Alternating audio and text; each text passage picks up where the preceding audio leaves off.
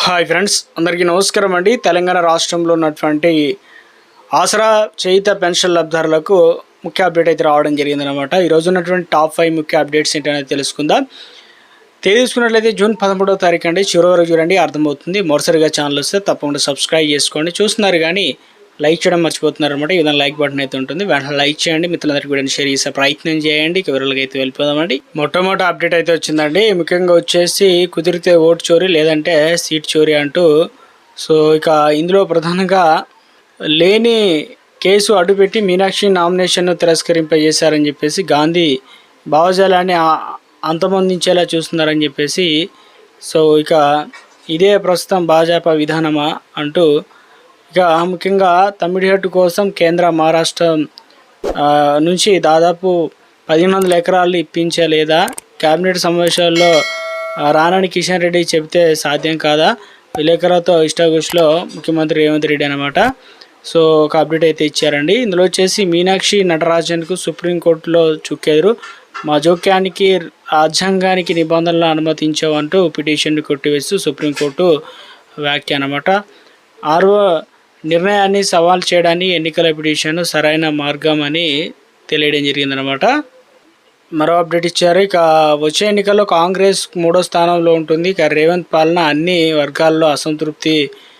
KCR bus యాత్ర చేస్తారు. మోదీ 12 ఏళ్ల పాలనలో దేశానికి ఒరిగింది ఏమీ లేదు. మీనాక్షి నటరాజన్ నామినేషన్ తిరస్కరణ సరికాదంటూ కేటీఆర్. సో వచ్చే ఎన్నికల్లో ఒంటరిగానే పోటీ చేస్తామని బీఆర్ఎస్ చెప్పడం. అదేవిధంగా తెలంగాణ రాష్ట్రంలో బీజేపీ సైతం ఒంటరిగానే పోటీ చేస్తుందని చెప్పడం. మోదీ హయాంలో ముంబై నుంచి మిసైళ్ల దాకా దేశీయంగా తయారీ. గత 12 ఏళ్ళలో తెలంగాణ అభివృద్ధికి రాచబాటలు. మేధావులు సదస్సులు రక్షణ శాఖ మంత్రి రాజ్నాథ్ సింగ్ అనమాట. సో ఇక పదవి విరమణ వయసు పెంపు ప్రభుత్వ విధానాల నిర్ణయం విషయంలో కోర్టులో జోక్యం. భారత్ నౌకలపైన దాడి చేసింది ఇరాన్ అంటూ అమెరికా అధ్యక్షుడు ట్రంప్ ఆరోపణలు అన్నమాట. ఒక అప్డేట్ అయితే ఇచ్చారు. ఇందిరమ్మ ఇండ్లకు సంబంధించి ఒక అప్డేట్ ఇచ్చారు. తెలంగాణలో ప్రతిష్టాత్మకంగా చేపట్టిన ఇందిరమ్మ ఇళ్ల నిర్మాణానికి సంబంధించి వాటిని పర్యవేక్షించేందుకు గాను సరికొత్త సాంకేతిక ప్రవేశపెట్టడం జరిగిందనమాట. ఇందులో ప్రధానంగా చూసుకున్నట్లయితే ప్రభుత్వ నిబంధనలకు విరుద్ధంగా కావచ్చు, నిర్దేశిత విస్తీర్ణం కంటే ఎక్కువ స్థలంలో ఇల్లు నిర్మించిన బిల్లులు అనేది ఇక నుంచి మంజూరు కావన్నమాట. అధికారులు స్పష్టం చేస్తున్నారు. గతంలో లాగా కాకుండా ఈసారి నిబంధనలు పక్కగా పాటిస్తున్నారు. ఏంటంటే దానిపైన అన్ని అంశాన్ని పరిశీలించే బాధ్యత కృత్రిమ మీద అంటే ఆర్టిఫిషియల్ ఇంటెలిజెన్స్ అనేది అడ్డుకట్ట వేస్తుందని చెప్తున్నారన్నమాట. సో ఇందులో వచ్చేసి రాష్ట్రంలో మొదటి విడత కింద ఇందిరమ్మ ఇండ్లు మంజూరైన కొందరు లబ్ధిదారులు నిబంధనలు పట్టించుకోకుండా వాటిని కట్టే ప్రయత్నం చేస్తున్నారు. ప్రభుత్వం కేటాయించిన విస్తీర్ణం స్క్వేర్ ఫీట్ పరిమితిని దాటి పెద్ద ఎత్తున ఇల్లు నిర్మాణాలు చేపట్టారన్నమాట. స్థానిక రాజకీయ నాయకులు సిఫారసులు ఉన్నాయని చెప్పేసి అధికారులు తమ మాట కాదన్నారని చెప్పేసి ఇలా పునాదులు స్లాబ్ లెవెల్లో విస్తీర్ణం అయితే పెంచేశారనమాట. ఇక నుంచి ఉల్లంఘనలు అంటే ఇవన్నీ కూడా ఉల్లంఘించారని చెప్తున్నారు. ఇక యాప్ ఫోటోలో స్కాన్ చేసినప్పుడు గుట్టు రట్టు చేస్తున్నటువంటి అనమాట. సో ఎందుకంటే పంచాయతీ కార్యదర్శులు అక్కడికి వెళ్ళి ఎలా ఉంది ఏదైనా ఫోటోలు తీసినప్పుడు ఆ ఫోటోలు తీసే యాప్లో అప్లోడ్ చేస్తారు కాబట్టి ఫోటోలు ఆర్టిఫిషియల్ ఇంటెలిజెన్స్ స్కాన్ చేస్తుంది. ప్రభుత్వం నిర్దేశించిన కొలతల ప్రకారం ఇల్లు ఉందా లేదని సులువుగా పసిగట్టి నిబంధనలు ఉల్లంఘించిన ఇళ్లను అనర్హులుగా మార్క్ చేస్తుందన్నమాట. ఇందులో మానవ ప్రమేయం లేకుండా ఎలాంటి రాజకీయ ఒత్తిళ్లు లాంఛనాలు అంటే ఎలాంటి ఒత్తిళ్లు లేకుండా డైరెక్ట్గా ఏఈ కావచ్చు సైతం విధులు తొలగించారు కాబట్టి భద్రాద్రి కొత్తగూడెం జిల్లాలో ఉల్లంఘించిన ఇల్లు నిర్మించిన సుమారు 150 మంది లబ్ధిదారుల పరిస్థితి ఇప్పుడు గందరగోళంగా పడిందనమాట. ఇళ్ల నిర్మాణం దాదాపు చివరి దశకు వచ్చిన స్లాబ్లు చేరుకున్న ప్రభుత్వం నుండి పైసా బిల్లు రాకపోవడంతో వారు ఆందోళన మొదలైందని చెప్తున్నారు.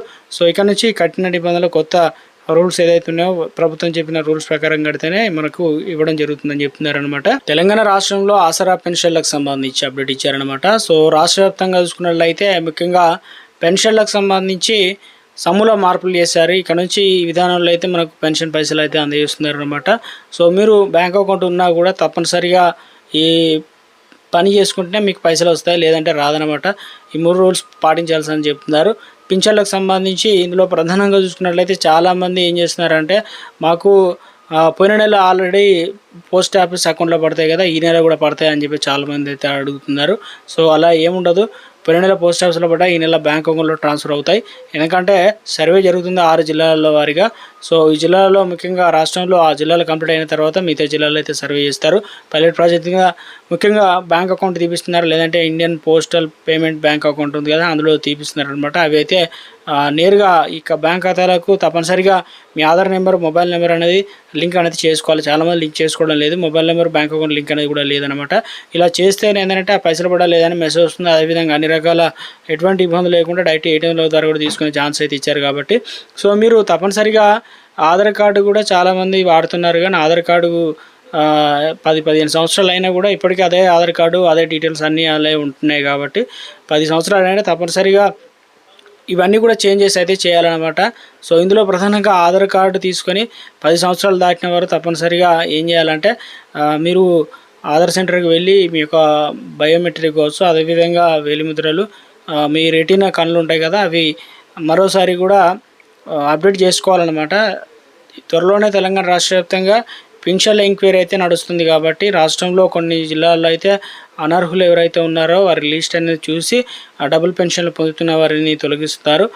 పంచాయత్ సెక్రటరీ ఇప్పుడు కొత్తగా విధానం తీసుకొచ్చారు కాబట్టి విధానం మొత్తం కూడా కంప్లీట్ చేయడానికి అన్ని ప్రయత్నాలు అయితే చేస్తున్నారు. మొత్తం మీద అయితే తెలంగాణ రాష్ట్ర వ్యాప్తంగా ఇక నుంచి కొత్త పెన్షన్లు కావచ్చు తెలంగాణ రాష్ట్ర వ్యాప్తంగా త్వరలోనే అందించబోతున్నారు.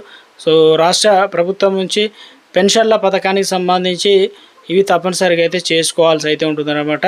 మీ ఫేస్ రికగ్నిషన్ అనేది ఒకసారి చేయించుకోవాలి.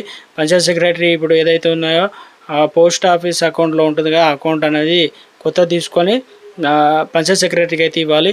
ఫేస్ రికగ్నిషన్ అనేది ఫోటో అనేది కంపల్సరీ. మీ యొక్క ఆధార్ కార్డుతో పాటు మీ బ్యాంక్ ఫోన్ నెంబరు ఇవన్నీ కూడా గతంలో ఇచ్చిన దానికి ఏ రకంగా ఉంది, ఇప్పుడు ప్రజెంట్ వాడుతున్న నెంబర్, ఇవన్నీ కూడా లింక్ చేసుకోవాల్సి అయితే ఉంటుందన్నమాట. సో పెన్షన్లకు సంబంధించినటువంటి పంపిణీకి సంబంధించి మరి జూన్ నెల పెన్షన్లు ఎప్పుడు ఇవ్వబోతున్నారు అని చెప్పి చాలామంది అడుగుతున్నారు కాబట్టి రాష్ట్రంలో ఈ నెల 22 తారీఖు నుంచి అయితే పెన్షన్లు అనేది పంపిణీ చేయనున్నట్లు అప్డేట్స్ అయితే వస్తున్నాయి. ఎందుకంటే తెలంగాణ రాష్ట్ర వ్యాప్తంగా ప్రతి నెల కూడా చివరి వారంలో అయితే అందిస్తారు కాబట్టి పెన్షన్లు. సో ఇక నుంచి ఇప్పుడు కూడా సేమ్ చివరి వారంలో నుంచే పెన్షన్లు అయితే అందించబోతున్నారన్నమాట. సో రాష్ట్రంలో తెలంగాణలో ఏదైతే మీరు తప్పనిసరిగా కొత్త పెన్షన్లు దరఖాస్తు చేసుకున్న వారు ఇంకా అవకాశం ఉంది కాబట్టి ఒకవేళ దరఖాస్తుకు సంబంధించి చేసుకోండి. తెలంగాణలో కొత్త పెన్షన్లు మరి ఎప్పుడు వస్తాయి ఏంటనేది తెలంగాణ రాష్ట్ర వ్యాప్తంగా త్వరలోనే రాష్ట్రంలో 2-3 రోజుల్లో దీనిపైన అప్డేట్ అనేది వచ్చే అవకాశాలు అయితే ఉన్నట్లు తాజాగా అప్డేట్స్ అయితే అందుతున్నాయి. చూడాలి మరి ఈ నెల పెన్షన్లు అనేది మనకు పెంచిన పెన్షన్లు అందిస్తారా లేదంటే పాత పెన్షన్లు అందిస్తారా అనే దానిపైన ఇందులో వచ్చేసి ఒక లేటెస్ట్గా గుడ్ న్యూస్ చెప్పారు. ఏంటంటే ముఖ్యంగా పెన్షన్లకు సంబంధించి కావచ్చు కొత్తగా 2,000 కోట్ల రుణాలు అనేది సేకరించడానికి రాష్ట్ర ప్రభుత్వం బాండ్ల వేల రూపంలో ఆర్బీఐ దగ్గర, రిజర్వ్ బ్యాంక్ ఆర్బీఐ దగ్గర ఒక ప్రకటన రిలీజ్ చేశారు. ఈ పైసలు అనేది ప్రభుత్వం ఇప్పటికే సంక్షేమ పథకాలతో పాటు వెంటనే మనకు ముఖ్యంగా ఆసరా పెన్షన్ల పెంపు, కొత్త పెన్షన్లు కూడా త్వరలోనే మంజూరు చేయబోతున్నారంటూ తాజా అప్డేట్స్ అయితే వచ్చాయన్నమాట. ఇది ప్రస్తుతం ఉన్నటువంటి ఆసరా పెన్షన్లకు సంబంధించి కొన్ని ముఖ్యమైన తాజా సమాచారం.